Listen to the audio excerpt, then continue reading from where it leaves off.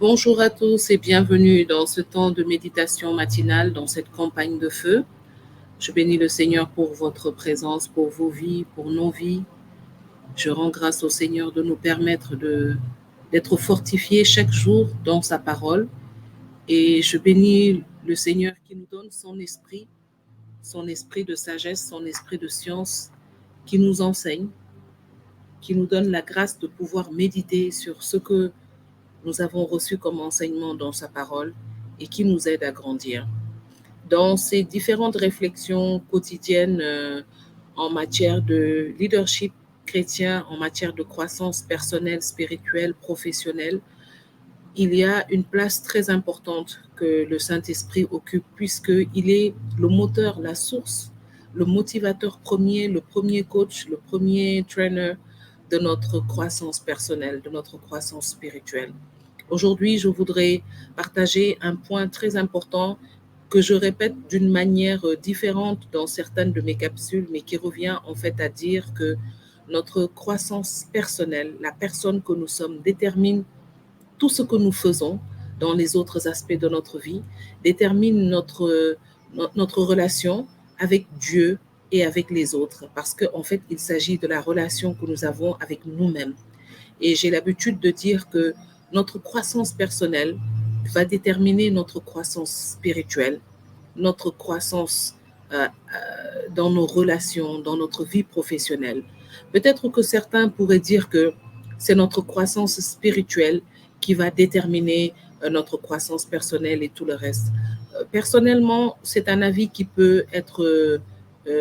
c'est bien de penser comme ça, mais selon moi, tout commence par notre croissance personnelle. Parce que c'est lorsque nous travaillons à la personne que nous sommes, c'est lorsque nous désirons véritablement, lorsque nous avons la capacité de pouvoir regarder notre vie d'une manière critique, évaluer notre évolution et être insatisfait de notre situation actuelle, de désirer, de vouloir chercher un changement. C'est à partir de ce moment que nous sommes en fait dans le processus de la croissance spirituelle. Et c'est généralement cette insatisfaction qui va nous chercher à rechercher meilleur, qui va nous pousser à rechercher ce qu'il y a de mieux, qui va nous pousser à nous poser des questions sur notre existence, sur notre raison de vivre et d'être. Et c'est généralement cela qui nous pousse à découvrir que la réponse, la solution, c'est Dieu. Et c'est à partir de ce moment que commence notre croissance spirituelle. La preuve, c'est que la Bible dit en Galates 4 au verset 2 que tant que l'héritier demeure un enfant, il ne peut pas entrer en possession de son héritage spirituel, de son héritage du royaume. Mais il restera toute sa vie sous la dépendance et sous la tutelle des personnes et d'autres personnes et des maîtres, ce qui signifie que nous avons besoin de grandir si nous voulons toucher à notre héritage du royaume, entrer véritablement dans la révélation du royaume. Et d'ailleurs, Jésus dira à Nicodème, si tu veux entrer dans le royaume, il te faut naître de nouveau, il te faut être une nouvelle personne, c'est-à-dire tout commence avec nous. Et John Maxwell va dire dans la première loi de son livre sur la communication que le leadership commence avec les autres. Mais la croissance personnelle qui mène au leadership commence avec nous-mêmes. Et ça, c'est un aspect très important. Et c'est tout cela, en fait, qui a aujourd'hui motivé ma méditation à partir du livre des Actes des Apôtres, le chapitre 9, 10 et 11, où ce qui a retenu mon attention relativement à ce point de la croissance personnelle, de notre développement personnel qui va mener à notre développement spirituel, qui va mener à tout ce que nous pourrons faire avec le Seigneur, pour le Seigneur. Et aujourd'hui, la méditation de ces 3 chapitres du livre des Actes m'a poussé à, à parler de la réputation. Aujourd'hui, nous allons parler de la réputation. La réputation, le renom, ce que les autres savent et pensent de nous. Et je dirais que pour moi, la réputation est semblable à la crédibilité. Quelle est la crédibilité que nous avons vis-à-vis des autres? Qu'est-ce que les autres croient? D'accord? La crédibilité est un mot dérivé du verbe croire. D'accord? Et pour moi, notre crédibilité, c'est notre réputation. Si nous manquons de crédibilité, c'est certainement que nous avons une mauvaise réputation. Et si nous avons une bonne crédibilité, c'est certainement que nous avons une bonne réputation. En méditant ces 3 chapitres du livre des Actes aujourd'hui, j'ai vu quelle était l'importance de notre réputation, quelle était l'importance de notre crédibilité. Et ce qui a attiré mon attention en lisant ces 3 chapitres riches en enseignements puissants du Saint-Esprit, j'ai noté que Pierre avait une réputation. Malgré que beaucoup de gens savent que Pierre était le disciple qui a renié Jésus 3 fois, mais Pierre s'est repenti et il a excellé dans sa fidélité à servir le Seigneur dans tout ce qu'il faisait. Il a excellé dans sa disponibilité vis-à-vis du peuple de Dieu, vis-à-vis des nouveaux croyants.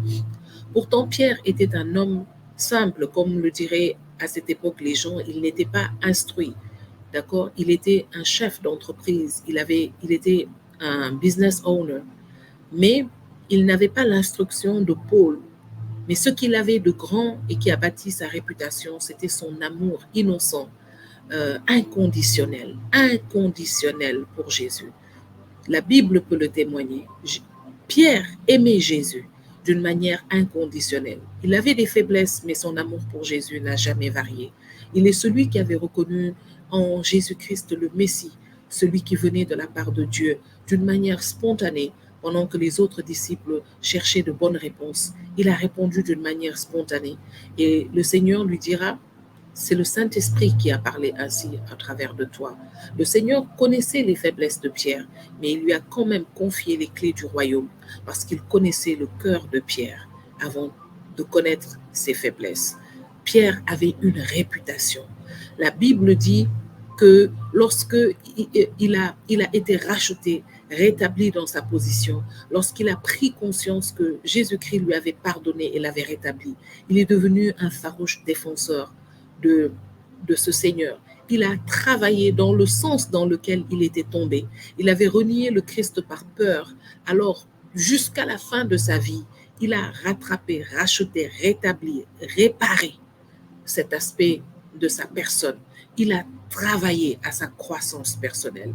Il a quitté du Pierre qui était peureux, faible et qui a renié Christ au Pierre qui était debout devant des foules, devant les grands prêtres, devant les, les responsables du peuple et qui parlaient de Jésus avec une audace qui transformait les foules et qui amenait des milliers de personnes à Christ quand il ouvrait la bouche. Il est passé du Pierre qui se cachait, qui rasait les murs quand Jésus était crucifié, au Pierre qui parcourait le pays pour aller rendre visite aux communautés chrétiennes, aux nouveaux convertis au Christ. Il leur parlait, il faisait des miracles. Et lorsque Tabitha a été malade et qu'elle était morte, les hommes ont appris, la Bible dit qu'ils ont appris que Pierre était là. Et parce que Pierre avait cette réputation, ils ont envoyé chercher Pierre.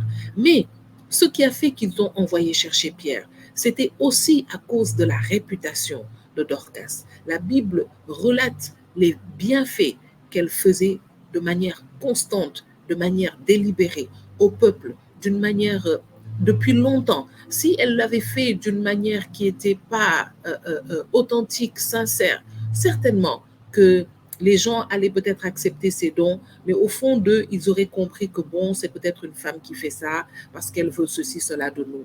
Mais elle l'a fait certainement pendant tellement d'années, avec tellement peut-être de constance, de régularité, de fidélité, d'amour, que finalement, sa réputation s'est faite. Et c'est ainsi que lorsqu'elle a été dans ses difficultés jusqu'à mourir, sa réputation a poussé le peuple à aller chercher Pierre.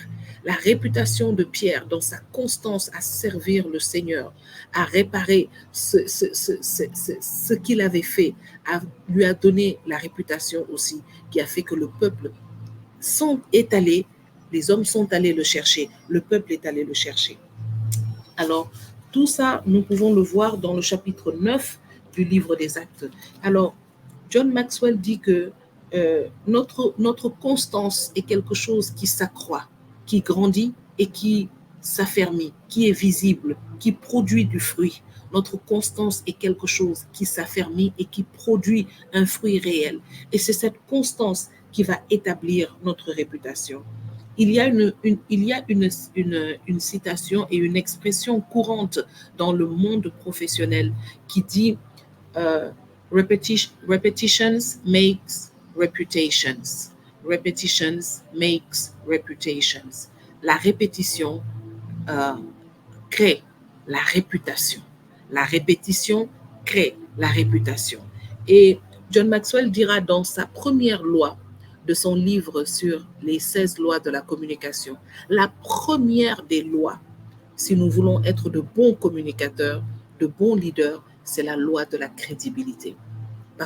Simplement parce qu'il dit que même si quand on parle de réputation, de communication, on parle du message que nous donnons aux autres et par conséquent, le point le plus important en matière de communication, ce sont les autres.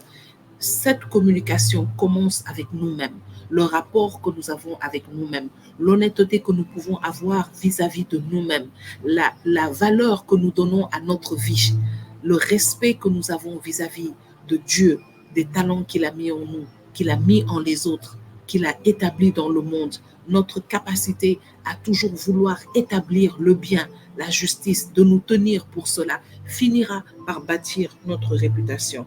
Et quelqu'un va dire quelque chose, un grand penseur en leadership a dit quelque chose qui m'a édifié et avec laquelle j'essaye de marcher chaque jour pour rester active. Il a dit, la réputation ne peut pas se bâtir sur ce que vous allez faire ou sur ce que vous avez projeté de faire. Je répète, la réputation ne se bâtit, une bonne réputation, je vais préciser, une bonne réputation ne peut pas se bâtir sur ce que vous comptez faire, sur ce que vous allez faire, sur ce que vous projetez de faire. Non. Une bonne réputation ne se bâtit pas sur des choses à venir, des choses projetées. Une bonne réputation se bâtit sur des actions concrètes, le présent, ce que nous faisons chaque jour, ce que nous montrons, ce que nous manifestons chaque jour. Alors, nous allons voir toujours dans le livre des Actes au chapitre 10 et 11 encore qu'il y avait cet officier romain, Corneille, qui avait la réputation dans le peuple juif d'être un homme pieux, qui faisait du bien au peuple, qui respectait les lois et qui priait avec toute sa maisonnée. Et lorsqu'il a eu cette vision et qu'il a envoyé ses serviteurs chercher Pierre, les serviteurs vont le présenter à Pierre en lui disant, nous sommes venus de la part de notre maître, c'est un officier romain. Donc, ça veut dire qu'il était considéré comme un païen. Il était d'une communauté païenne.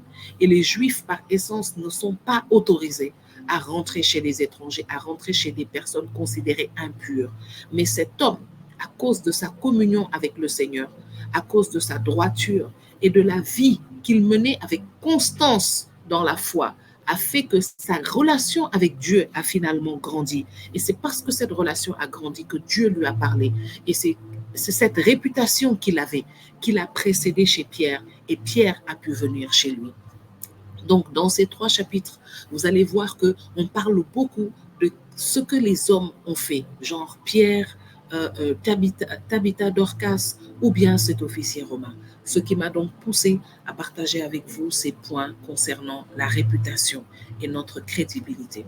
Alors, ma prière aujourd'hui est que le Seigneur suscite des hommes et des femmes crédibles dans son Église et dans le monde afin que le message de l'Évangile même puisse parvenir au cœur des nations, au cœur des hommes inconvertis et endurcis. Mais avant cela, je prie que le Seigneur nous donne d'être des hommes et des femmes d'intégrité, des hommes et des femmes de bonne réputation, afin que notre réputation nous précède et fasse un chemin au message du Seigneur. C'était ma méditation de ce jour. En espérant qu'elle vous fera du bien et qu'elle vous édifiera, je vous invite à la partager si c'est le cas, de ne pas hésiter à liker les vidéos et à vous abonner à ma chaîne pour continuer à recevoir la notification des nouveaux contenus. Que le Seigneur vous bénisse et vous accorde de passer une bonne journée où il vous donnera l'occasion de bâtir une bonne réputation en Jésus-Christ.